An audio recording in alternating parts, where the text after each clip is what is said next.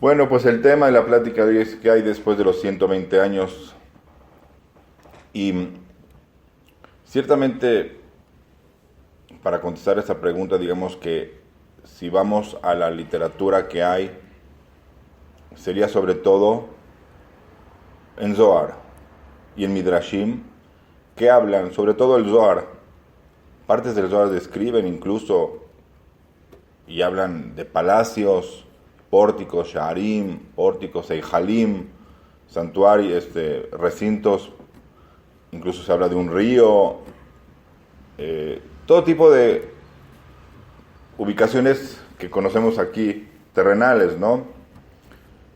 Ciertamente yo me apego a la perspectiva de Maimónides, de Rambam, la cual dice que ese tipo de enfoques son metáforas. Son básicamente metáforas porque el otro mundo es nada que ver con este mundo. Sí, lo que sí es un principio, los 13 principios de la fe, es que hay retribución después de la vida. Además de retribuciones en este mismo mundo, la retribución importante, y así lo trae el Pirkei Avot, la retribución significativa es la después. Eso es lo que hay después de los 120 años. Y Rambam también critica ahí en el Hot Teshuvah, critica la postura de los musulmanes que hablan de todo tipo de de retribuciones físicas, incluso sexuales. Hablan de niñas que van a tener después de los para el que todas esas cosas Rambam las critica enérgicamente. Y vaya, no solo critica, sino que es ridículo creer que la retribución después de los 120 años va a ser algo físico. Es algo que no entendemos. Se mide en otros parámetros, se paga con otra moneda. Para que lo entendamos, es la metáfora, por ejemplo, de un niño que van a llevar un niño de 4 años que todavía no entiende mucho, 4, 3 años, 5, entiende no mucho, 3 años, muy inocente, que lo suben al avión para llevarlo a Disneylandia. Se sube al avión para ir a Disneylandia. En el avión la sobrecargo le regala unos colores para pintar, después traen comida kosher, ¿no? Y después ponen una película y cuando despegó vio la ciudad todo increíble y ve las nubes. Él está fascinado en el avión. Y le dice hasta a su papá: gracias que me trajiste, papá, a este viaje tan padre. Y el niño va en el avión. Y cuando aterriza el avión y lo piden salirse, él no entiende. Está tan padre el viaje que ahora le piden salirse del avión. Y llora. El niño creyó que el avión era el objetivo del viaje. El avión solo el medio para llegar al otro lugar. Y lo que iba a divertirse en el otro lugar, que lo llevan a Disneylandia, nada que ver con lo que pasó en el avión. Otra metáfora que a mí me encanta, y yo creo que es todavía más cercana al punto, digamos, en vez de pensar en el niño que va en el avión tan contento y cree que la estancia en el avión es el lugar, es el viaje que su papá lo llevó, un bebé adentro del útero de la madre está encantadísimo. Imagínense si el bebé hablaría, o son dos gemelos que hablan, dirían: aquí está padrísimo, está calientito, hasta flotamos un poquito, no tenemos que conseguir la comida, nos viene aquí por el cordón umbilical, no sentimos hambre. Y está el niño, el bebé, y le dice: no, pero digamos que el otro bebé se sabe un poco más que el otro. Y le dice: no, afuera hay otro mundo que nada que ver con este. Que hay luz. ¿Luz? Pues, ¿qué es eso de luz? No, aquí no, ¿qué luz? Sí, creo que se ve un poquito. No se ve nada, ¿verdad? Debe estar muy oscuro ahí. ¿De qué me hablas? Yo no sé de qué me hablas. ¿De luz? ¿Y otro mundo? Aquí está muy bien. Tenemos todo lo que necesitamos aquí en este lugar. Y no tienen ni idea de lo que les espera afuera cuando salgan. Van a ver la luz y van a ver un mundo que no tiene nada que ver con el mundo que ellos estaban viviendo. Así es este mundo. Este mundo es para llegar a otro y no tenemos idea de la luz del otro mundo. Sí, nos hablan de una luz que vamos a ver, una luz que es muy intensa, pero no deslumbra. Así dicen los que han tenido experiencias, o así la describen. Lo que sí me queda claro es que es algo que no tiene que ver con los parámetros de este mundo, que no tiene que ver así como el bebé no tiene idea lo que le depara, así nosotros no tenemos idea. Lo que sí es que es la verdadera luz. Y lo que sí es que es el objetivo, y perdón la metáfora, es el Disneylandia. El propósito del papá no era el viaje en el avión, era llegar a Disneylandia. Igual es después de 120 años. Y sí, el Talmud habla de que después de 120 años nos van a recibir con preguntas. Las preguntas son en sí parte del juicio. Una pregunta, por ejemplo, que habla el Talmud. ¿Cuánto tiempo dedicaste en tu Sí. persona, no? Digamos, si la primera, si fuiste honesto en tu forma para con tu prójimo. Si hubo honestidad. Imnasata bemuná. Imnatata benasata bemuná. Si hiciste el comercio, vaya, que comercio no solamente es en la calle, es todo tipo de transacciones o todo tipo de conducta para con el prójimo. Si con tu conducta para con el prójimo fue honesta. Yo eso no lo dejo solamente en el comercio, porque no todos somos comerciantes, sino que seguramente ahí lo que se nos va a demandar es si durante nuestra vida buscamos la honestidad en todo, con nosotros mismos, para cuando juzgamos a otra persona, si esos parámetros que utilizo para juzgar a otra persona son los mismos que utilizo conmigo mismo. Gente que es muy, muy rigurosa juzgando al otro. Pero cuando llegan a sí mismos, ahora sí, como que todo el Rabbi Berdichov, ¿saben que el Rebbe de Berdichov buscaba el mérito en todo el mundo? Así a veces unos para consigo mismos se juzgan a sí mismos con toda la indulgencia, vaya, con todo tipo de perdones, pero para con el otro hay una intolerancia casi extrema. Les platico aquí entre nos, una vez una persona no estaba conforme con el nivel de kashrut de un lugar, un cierto lugar. Dijo, bueno, vamos a platicar lo que es lo que no... Y fui a su casa a hablar del kashrut de ese lugar que no está de acuerdo. Y nos sentamos, y la señora, ¿qué hace? Pues nos trae algo. Pues eso que me trae poniendo en la mesa, vamos a discutir de kashrut, porque esa persona no está conforme con el kashrut de otro lugar, pero en su casa lo primero que me ponen en la mesa, productos que no estaban autorizados. Oye, eso yo creo que fue una señal de Dios, como diciendo, mira, no te... Aquí vemos cómo, pero cuando y le dijo, pero este producto no está en ninguna lista, ¿qué hay de esto? No, se nos barrió, a cualquier, esa es la frase que dijo uno que estaba ahí, a cualquier cazador se le va la liebre. Eso sí, ¿ves? Para cuando va a juzgar a uno, toda la indulgencia a cualquier cazador se le va la liebre, no es tan grave. Pero sí se puso a juzgar la kashrut, el nivel de kashrut de otro lugar que la gente se está esmerando para que sea kosher correctamente. Yo creo que eso se refiere a Dios, lo que nos van a preguntar. Si uno fue realmente honesto, ahí donde no veo la honestidad. Y como este ejemplo hay muchos donde uno debe de ser sincero, íntegro. Uno puede también... El problema es cuando uno se pone a juzgar.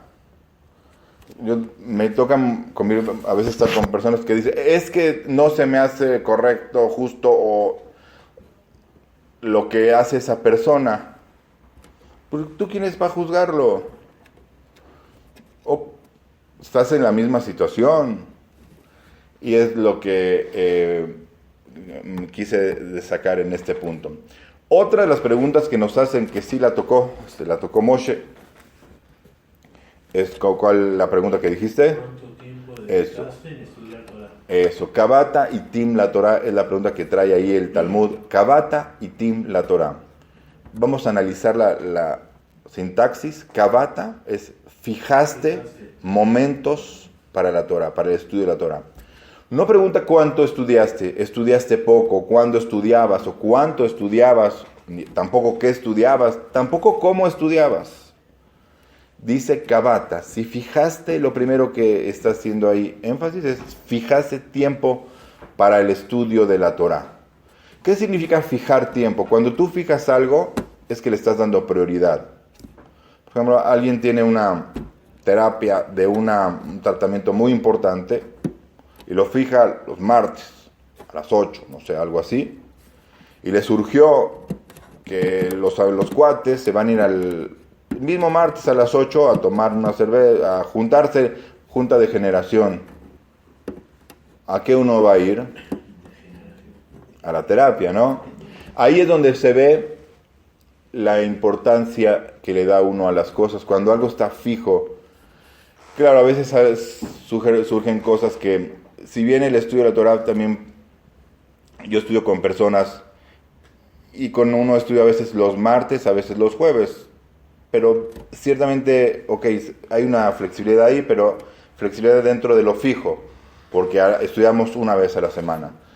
Y así es el espíritu de esa pregunta. Si uno fijó, no se fija tanto, no se enfoca tanto en la cantidad, ni siquiera en la calidad, sino en la importancia que le dio, si lo puso fijo el estudio de la Torah. Kabata y Tim lo Torah. Eso, a diferencia del resto, el resto dice, Altaset Filat Hakeva. Tu perspectiva de tu rezo no debe ser fijo. Aunque sí es fijo todos los días a las 7:20 de la mañana. Pero ¿a qué se refiere que no lo hagas fijo? Que no lo hagas como algo de rutina, sino que lo sientas que es algo espontáneo, tu rezo hacia Dios. Imagínese que vas a pedirle algo a alguien y todas las mañanas le recitas la misma carta. Y va. Pues, ¿qué espontaneidad hay en eso? Se siente irreal, se siente surreal. Sin embargo, si lo haces como si fuera espontáneo, que es algo nuevo hoy, que le estás pidiendo, entonces sí, el rezo se hace, al menos en el psicológicamente, como algo espontáneo, como algo no fijo. A diferencia del estudio, el estudio se hace como algo fijo, y de hecho todos los que han tenido logros en estudio es porque se hicieron la tarea de fijar horas y hacerlo con disciplina, y así es donde se pudo llegar lejos en el estudio de la Torah. Entonces vemos que que hay después de los 120 años estas preguntas y este juicio. ¿Cómo es este juicio? No sabemos.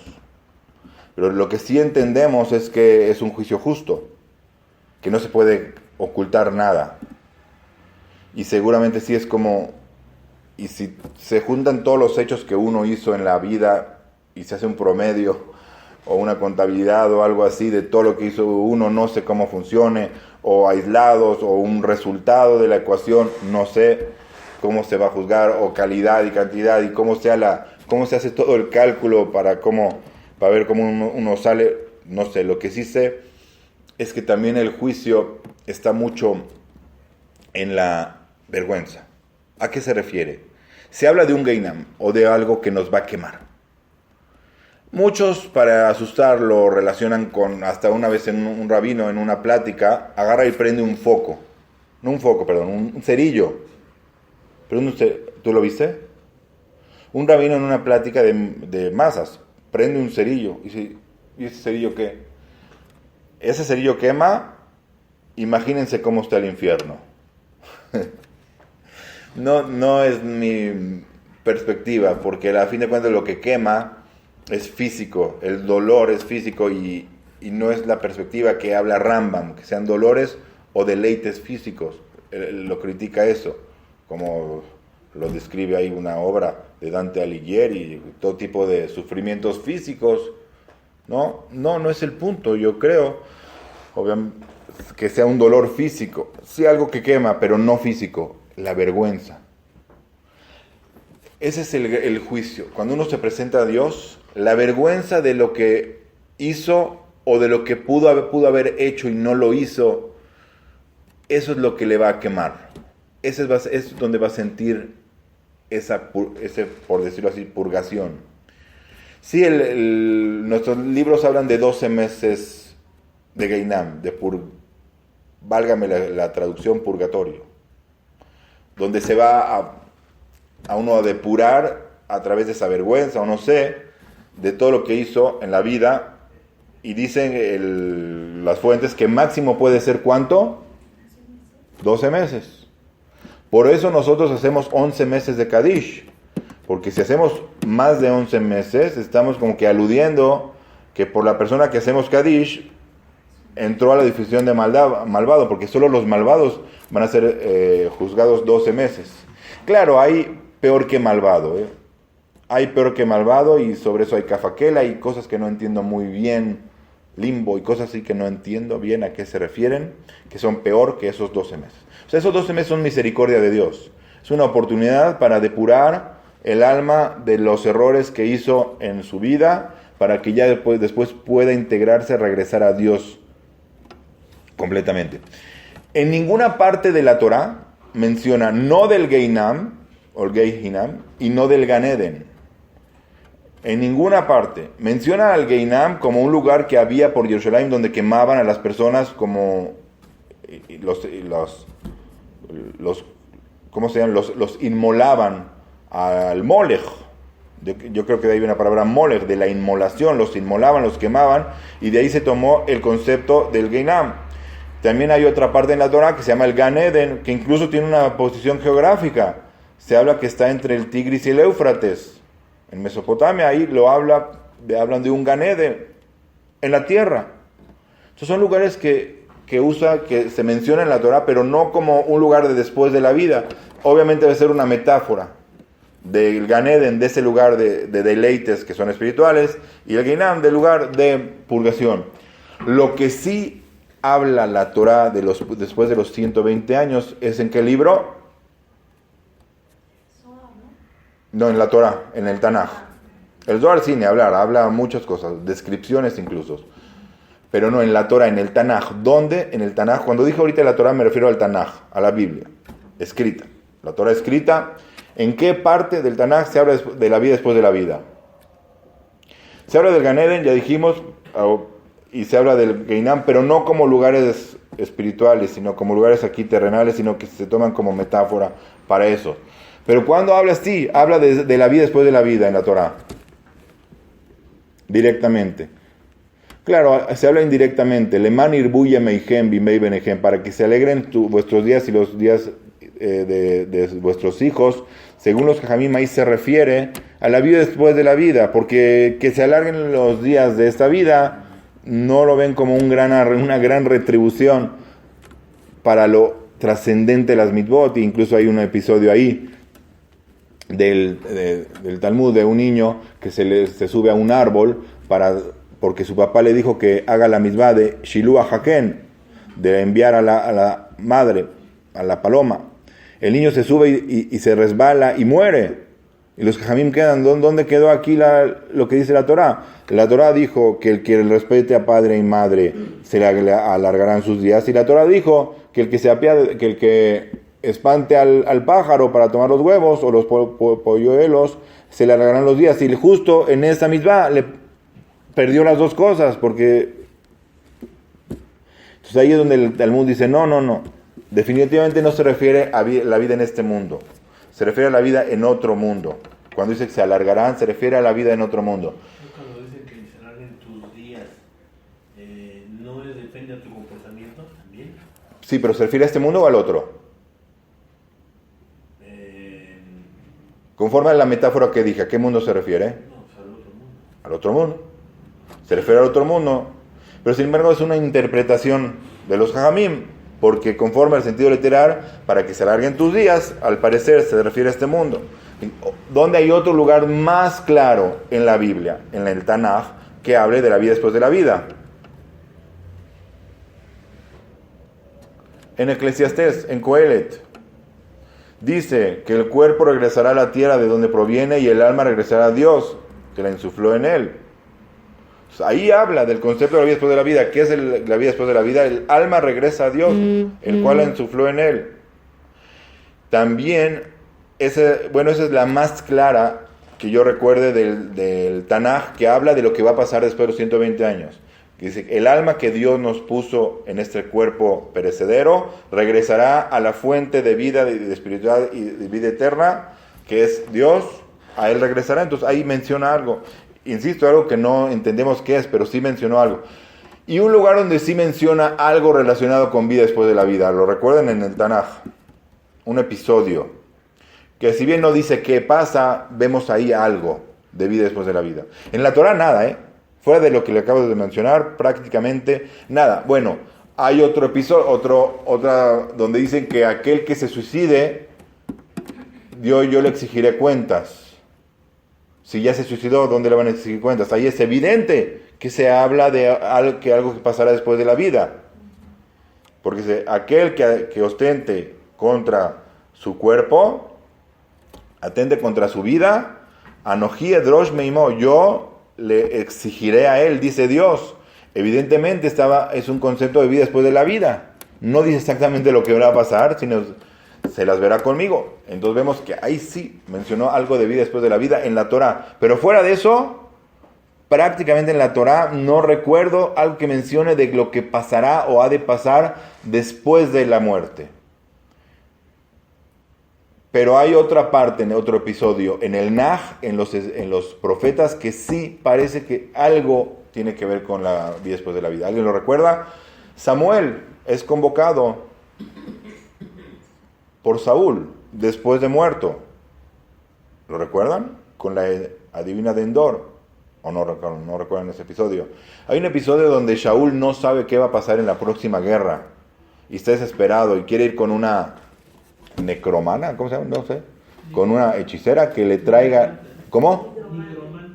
Hidromantes o nigromantes. Ah, sí, nigromantes. Con una nigromante, pero le dicen a Shaul, oye, ¿cómo vas a ir con una nigromante si tú acabaste con todas? Porque está prohibido por la Torah. Ah, bueno, sería otra fuente de la Torah donde dice, no consultarás a los muertos. Pero ahí se puede interpretar que no los consultes porque es charlatanería. No, pero también se puede interpretar no los consultes porque lo estás molestando. Y Shaul acabó con todas las nigromantes que había, pero dejó una. Con esa que dejó la fue a consultar disfrazado de una persona que no era rey. Y lo traen a Shmuel del más allá, y Shmuel le dice, ¿por qué me molestas? ¿De dónde vengo? Hay quien dice que eso fue charlatanería de ella, pero no creo que sea la opinión de todos, y habrá quien diga que sí, que hubo contacto con el más allá, y fuera de esto no hay más que recuerde del que hable la Torah del otro mundo. ¿Por qué? Porque la Torah está hecha para este mundo. La Torah son instrucciones de vida de este mundo, no del otro. Y la Torah quiere que sirvamos a Dios con amor y con una reverencia relacionada con este amor. Y no con la intención de lo que nos vamos a ganar. Y del Olam Abba. Un amigo siempre decía, en vez de decir Olam Abba, decía Olam Abank, del banco, como que ahí nos van a pagar todo. Como que enfocar toda nuestro servicio a Dios a lo que va a pasar después de los 120 años. No, la Torah quiere que sí vivas este mundo con la intención de vivir este mundo y de servir a Dios por pleno, puro amor, y no lo que te va después, va a ser después. Rabbi, cuando menciona de la desaparición del Yahoo, tampoco se puede considerar como que hay algo. Ahí no hubo muerte. Nuestra pregunta es, ¿qué pasa después de la muerte? Pero en el Yahu no hubo muerte, entonces no nos resuelve sino nos mete otra interrogante. Entonces su cuerpo, ¿qué le pasó? ¿Cómo fue ese proceso exactamente de pasar de ser hombre a ser ángel sin un inter de la muerte? ¿Moshe sí murió? Sí, Moshe sí. Moshe, la Torah dice que murió. Vayamos Cham Moshe, y murió allá Moshe. También David Amelech. Sí, todos. De Jacob dice la Torá que murió, sin embargo dice el Talmud que no murió. Claro, también es una especie de metáfora diciendo que vive a través de nosotros, que somos su continuidad. Pero es una metáfora y un midrash. Pero sí, de Eliyahu Anabí no es midrash, no dice que haya muerto, sino que subió así al cielo. A lo que no entendemos, qué le pasó a su cuerpo, cómo pasó este proceso de ángel, de ser humano físico, con tejidos y huesos, a ser un ángel. ¿Cómo es que fue esto? No lo entendemos, pero sí fue el único que su vida fue así. Hay un midrash, ¿no? También hablan de Hanoch, Beineno kilakajo todo Elohim, y no está porque Dios lo tomó, y dice el Zohar, o no sé qué libros, hay un libro incluso se llama Enoch, no sé si tenga algo que ver. Hanoch, se dice de Hanoch que se hizo ángel, incluso tiene un nombre, Memtet, se hizo el Memtet, que es el administrador de todo lo que pasa allá. Pero eso ya es algo que está por encima de mi entendimiento y es Kabbalah, y Kabbalah, como dijimos, hay que verlo como no estrictamente literal. Pero de Eliyahu Anabí no es un midrash, así dice que ascendió. Pero lo que respecta a resolver la pregunta, ¿qué pasa después de la vida? Del Tanaj no tendremos muchas respuestas. Lo que sí nos va a quedar claro del Tanaj, que sí hay algo, que sí hay juicio, porque Dios dice, se las verá conmigo, y que sí regresa a Dios o una parte del cuerpo, que es la parte que nos da la vida, que nos da la conciencia, nos da la luz, y hay otra parte, que es la parte perecedera, que es los tejidos y huesos, que eso sí se reincorpora a la materia del suelo. Pues muchas gracias. Hay Sí. una parte del juicio en donde menciona en la Gemara que traen también al espíritu de Bilán para poder ver cómo es castigado, ¿no? También. Sí, hay otro midrash de cómo están castigando a Bilam y que lo estaban friendo en su propia verá, en una olla de su averá, ahí lo estaban friendo. También hay otro midrash que no sé si es midrash o que a los que eran tacaños o no sé, los van a poner enfrente, con mucha hambre, enfrente de una olla, con una cuchara larga. Una cuchara que si la tomo, y la cuchara solamente se puede agarrar del extremo. Una cuchara que no la puedo llevar a la boca. Pero delante de mí va a haber otra persona. La única solución es que yo le dé a él y él me dé a mí. Yo creo que esto es una metáfora y es un concepto. Que uno va a pagar justo lo malo que hizo aquí. Era muy tacaño, entonces se va a ver en la necesidad de corregir ese punto. Ese es el purgatorio, es el Geinam, es lo que purgamos en 11 meses. El punto que nos falló, ese es lo que uno va a corregir. Porque dijimos placeres, entonces uno solamente va a poder comer de la olla si el de enfrente me da y yo le doy a él. Sí. Una especie de tikkun. Claro, también hay otro concepto de vida después de la vida que es la reencarnación, que ahí a mí se me hace al lugar mencionar que la reencarnación no está entre los 13 principios de la fe. Si una persona dice no creo en la reencarnación, no es un apóstata, no es un kofer, no está entre los 13 principios de la fe. Incluso hay una opinión del Talmud, de un exégeta del Talmud, que dijo, aquí yo veo contradicción para la cuestión de la reencarnación. Sin embargo, para el Zohar es un hecho que hay reencarnación. Y la Torah no menciona reencarnación. Ya dije que la Torah menciona, después de la vida ya lo dije. ¿Reencarnación? ¿Dónde? Bueno, pues muchas gracias. Buenas noches.